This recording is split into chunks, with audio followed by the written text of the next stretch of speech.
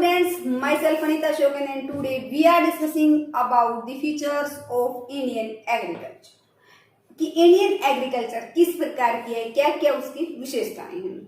तो फर्स्ट हम करेंगे कि लो प्रोडक्टिविटी की इंडियन एग्रीकल्चर आज भी ऐसी है जिसकी प्रति हेक्टेयर जो प्रोडक्टिविटी है, उत्पादकता है, वो बहुत ही कम है. अब हम तो ये कहेंगे कि पिछले चैप्टर में तो हम कह रहे थे कि हमारी पर हेक्टेयर जो प्रोडक्टिविटी है वो इंक्रीज होगी.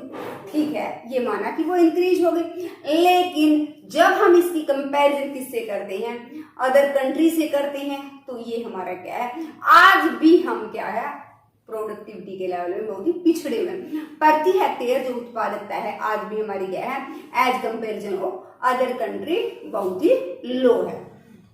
तो जिस प्रकार से हम क्या देखें, राइस और व्हीट की पर हेक्टेयर जो प्रोडक्टिविटी है वो देखते हैं. तो इंडिया में ये राइस है, इंडिया में क्या है 3.6 टन पर हेक्टेयर. एक हेक्टेयर भूमि पर 3.6 टन जो है वो उत्पादन होता है. जबकि इसके कंपैरिजन किससे, इसका कंपैरिजन यदि हम चाइना से करते हैं तो वहां तो 6.8 है. तो हमारा क्या है, लगभग डबल हो गया, ये कि लगभग दुगना है. यहाँ पर हमारा यूएसए से करें वहां पर 7.5 है, तो वहां तो और भी ज्यादा हो गया. और वर्ल्ड का हम देखें पर हेक्टेयर प्रोडक्टिविटी देखें वर्ल्ड की, तो 4.5 टन पर हेक्टेयर है. उसी प्रकार से यदि हम व्हीट की देखते हैं, इंडिया में 3.1 टन पर हेक्टेयर है, और यदि चाइना से कंपैरिजन करें तो 4.8 टन पर हेक्टेयर. यूएसए में हमारा 9 हमारा है 9.0 बोलो, तो 9 टन पर हेक्टेयर. तो यहाँ हमसे देखो ये हमारा इंडिया है, यहाँ पर 3 गुना उत्पादन ज्यादा है यूएसए में व्हीट का पर हेक्टेयर के हिसाब से. और वर्ल्ड के में देखें तो 3.3 टन पर हेक्टेयर. तो इस प्रकार से हम देखते हैं कि जब हम दूसरे देशों से अपनी कंपैरिजन करने लगते हैं तो हमें लगता है कि हम तो बहुत ही पीछे हैं, कि एक तरह से हम बैकवर्ड लेवल पे हैं. तो इस प्रकार से अपने अपने में तो हम खुश हैं कि हमने तो बहुत ज्यादा प्रोडक्शन कर लिया, कि पहले की तुलना में पहले कुछ नहीं था प्रोडक्टिविटी, अब हमारी बहुत ज्यादा हुई. लेकिन आज भी हम क्या हैं, यदि हम दुनिया की बात करें, वर्ल्ड की बात करें, तो वर्ल्ड की जो पर हेक्टेयर प्रोडक्टिविटी है, हमारी प्रोडक्टिविटी उससे बहुत ही कम है. सेकंड है हमारा डिसगाइज्ड अनएम्प्लॉयमेंट. तो डिसगाइज्ड जो छुपी हुई है बेरोजगारी वो पाई जाती है हमारे देश में. एग्रीकल्चर में है मुख्य रूप से छुपी बेरोजगारी.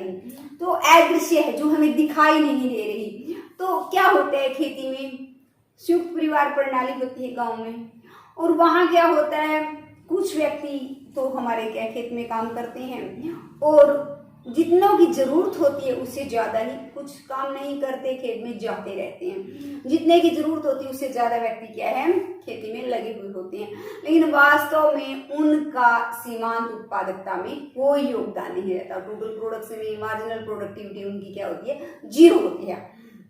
कि पहले 5 व्यक्ति खेत में काम करते थे, वो क्या था, टोटल प्रोडक्शन उतना ही हो रहा था.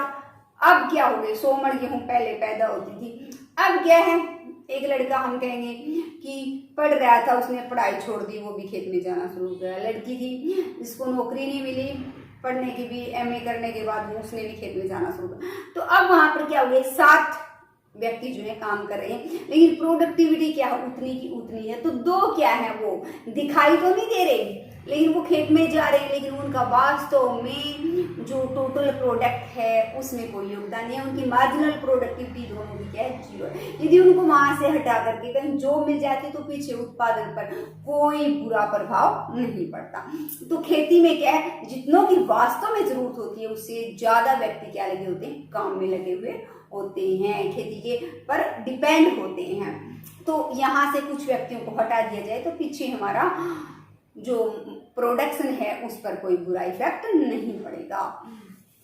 तो यहाँ बेरोजगारी तो है, लेकिन वो बेरोजगारी हमें क्या है, दिखाई ही नहीं दे रही.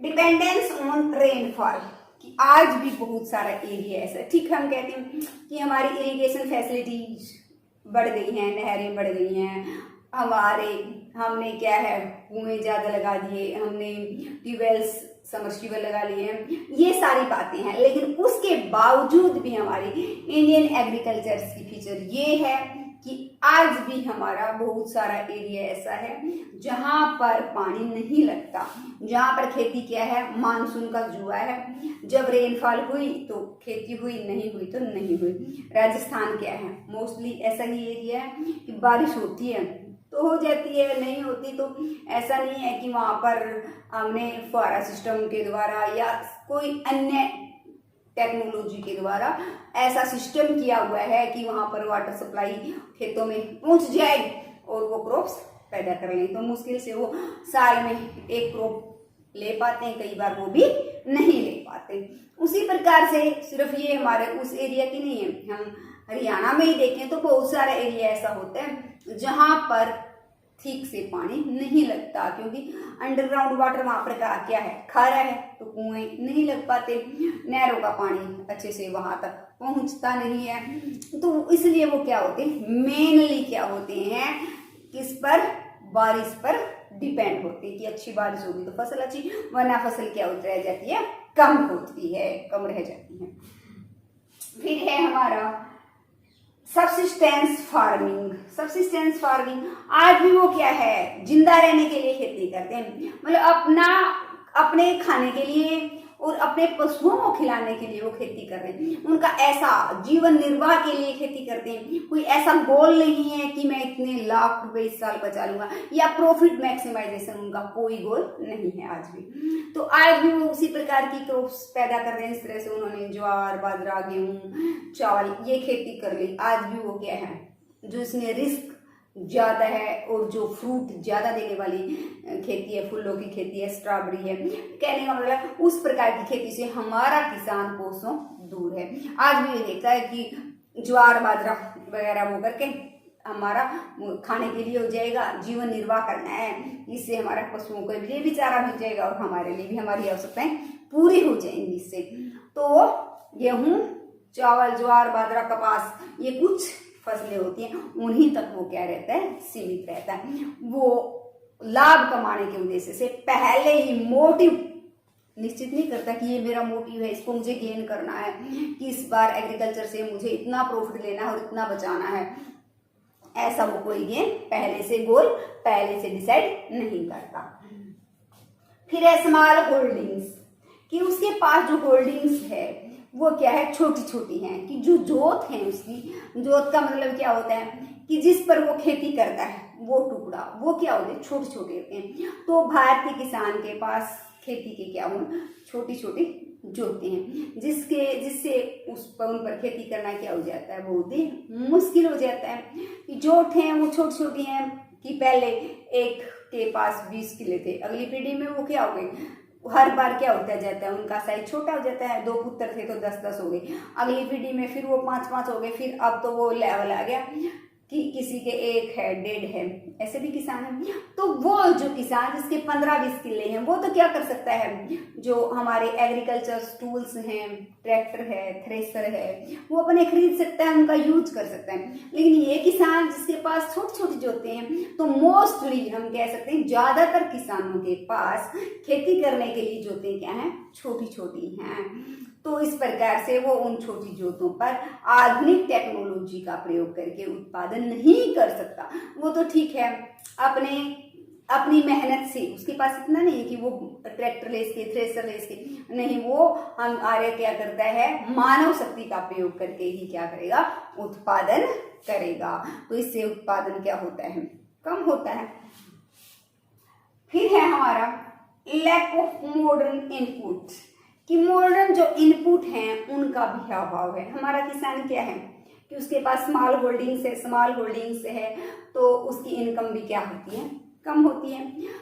तो इनकम कम है तो इसके कारण वो क्या होगा, जो आधुनिक खाद है, बीज है, स्प्रे है, उनका प्रयोग नहीं कर सकता, क्योंकि वो उसके बस में ही नहीं है कि वो उनको खरीद सके। आज भी बहुत सारे किसान ऐसे हैं जिनके पास डीएपी, यूरिया ये खरीदने के लिए पैसे नहीं। वो क्या करता है कि जो गोबर की खाद है उससे ही उसकी खानापूर्ति कर लेता है, कि अन्य उसी प्रकार से स्प्रे की जब जरूरत होती है वो नहीं कर पाता, कई बार उसके पास पैसे नहीं होते, तो आज भी वो आधुनिक तरीके से खेती नहीं कर पाता।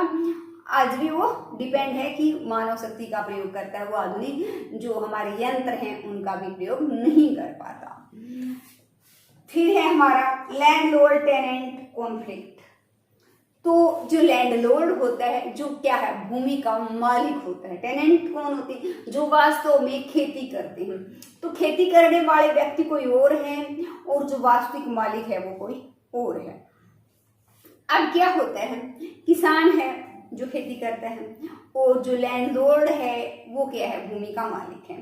अब उस किसान ने खेती करने के लिए उससे भूमि क्या ली है, पट्टे पर ली है, कि उसको पहले से ही एक क्या हो गया, समझौता हो गया कि 1 किले के मैं तुझे 40,000 रुपए दूंगा। वो उसको सारा पे बैक करके उसने वो खेती ले ली। तो वो खेती के बाद करने के बाद सारा साल उसने मेहनत की, उसके पास इतना नहीं बचता कि वो अपना अच्छे से जीवन निर्वाह कर सके, या एग्रीकल्चर पर वो दोबारा से क्या कर सके, इन्वेस्ट कर सके, उस पर कोई ज्यादा उत्पादन करने के लिए कोई पक्का काम कर सके। तो ऐसा नहीं हो पाता। नहीं तो लैंडलॉर्ड करता है, उसको ये है कि ठेके पे देनी है, अगला खुद करेगा, और खुद करने वाले के पास उसको भी ये होता है कि जमीन तेरी नहीं है, जमीन उसकी है, तो दोनों में से कोई इन्वेस्ट नहीं कर पाता, तो भूमि में सुधार नहीं हो पाता। इस प्रकार भी हमारा क्या, हमारी प्रोडक्टिविटी कम रह जाती है। तो ये जो क्या है, दोनों के बीच एक क्या चलता रहता है, एक कॉन्फ्लिक्ट चलता रहता है। वो चाहता है कि लैंडलॉर्ड क्या है, फ्री में इतना पैसा, कई बार तो क्या हो जाता है कि फसल नहीं हुई, पहले से करार समझौता हुआ कि 40,000 रुपए किले के हिसाब से उसने पे कर दिया, लेकिन लास्ट में क्या होती है, उसने उधार उठा के पे किया, लेकिन एंड में क्या हो जाता है कि फसल नहीं हो पाती। कई रीजंस हो सकते हैं कि बारिश हद से ज्यादा हो जाए, या बारिश हो ही ना, या फसल को कोई बीमारी खा जाए। तो किसी भी कारण से जब फसल नहीं हो पाती तो वो किसान, वो टेनेंट जो वास्तव में खेती कर रहा है, वो क्या हो जाता है, सुसाइड ही कर लेते हैं। क्योंकि एक तो उसने सारा साल मेहनत की, फिर उसने वो पैसा किससे लिया था, किसी से उधार लिया था, और लैंडलॉर्ड तो उसको वापस देने से रहा, उसके पास तो चला गया तो चला गया। तो इस प्रकार से दोनों के बीच खींचा तानी रहती है। वो उससे कहता है कि ये कम कर, फसल नहीं हुई। तो उसी प्रकार से कई बार वो एक हमारा 2-3 प्रकार से खेती लेते हैं। दूसरा हिस्से पर होती है कि सारा साल खेती वो करेगा, उसका ज्यादा पार्ट, कई बार आधा हिस्सा लैंडलॉर्ड लेता है, कई बार 3 हिस्से लैंडलॉर्ड लेता है और 1 हिस्सा टेनेंट को देता है। तो इस प्रकार से तीसरा हिस्सा कह दिया, हिस्से पर जो खेती लेते हैं, वहां भी क्या होता है, लैंडलॉर्ड बगैर काम के इतना मोटा हिस्सा खुद ले जाता है, और जिसने सारी साल काम किया है उसको क्या मिलता है, छोटा सा हिस्सा मिलता है। तो ये भी क्या है, हमारे एग्रीकल्चर की एक विशेषता है, जो एग्रीकल्चर को विकास करने से क्या करती है, रोकती है। तो स्टूडेंट्स, ये हमारा आज का टॉपिक था।